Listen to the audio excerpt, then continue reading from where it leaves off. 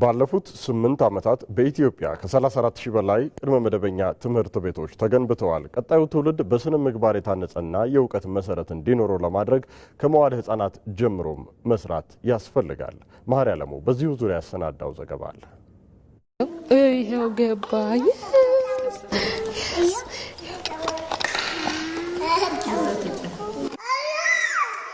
የዛሬ አበባዎች ብቻ ሳይሆኑ የነገዋ ኢትዮጵያ ፍሬዎችም ጭምር ትውልድ እነዚህ ላይ በመስራትና ባለመስራት ይወሰናል። የሀገርን መጻኢ የብርሃን ተስፋና የእድገት ምሰሶ ለመወጠን በህፃናት ላይ በትኩረት መስራት ያስፈልጋል። መንግስት በለውጡ ትልቅ ትኩረት የሰጠው የቅድመ አንደኛ ላይ ያለውን ትምህርት በተመለከተ ነው።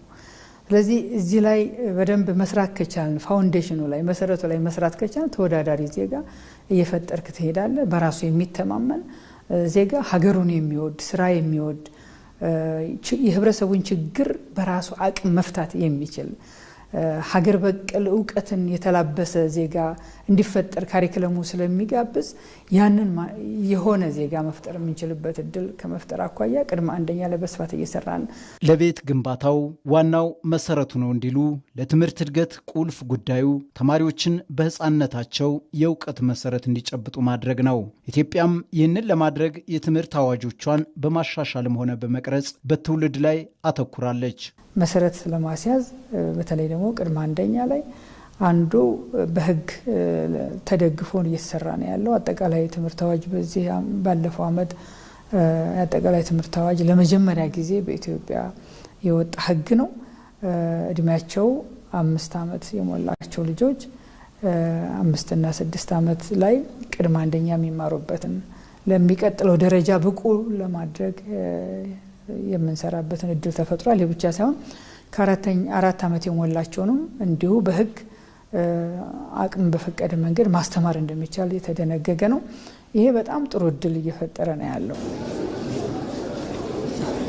እነዚህ ነገ ሀገርን ለመረከብ የተዘጋጁ እውቀት ናፍቀው በተስፋ ብርሃን የትምህርት አድማስ ላይ የተቀመጡ ህፃናት ነጋቸው ብሩህ ለማድረግ የሚሰራው ስራ ዛሬ መሰረቱን ጥሏል። በዚህም ባለፉት ዓመታት ከ34000 በላይ መዋዕለ ሕፃናት ተገንብተዋል። ማተኮር ያለብን ኤርሊ ቻይልድ ኤጁኬሽን ላይ ነው።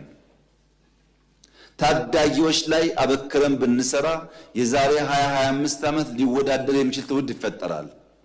አሁን የምናደርገው ኢንቨስትመንት ሮንግ ቦታ ነው። እናስተካክል ብለን ባለፉት 5-6 ዓመታት ከ34000 በላይ መዋዕለ ሕፃናት ወይም ኪንደርጋርተን ገንብተናል። 34000 በቁጥር ዛሬ ኢትዮጵያ ውስጥ ከ4 ሚሊዮን በላይ ህፃናት በየሰፈራቸው በመዋዕለ ሕፃናት ይማራሉ። የኢትዮጵያ ተስፋ እነሱ ናቸው።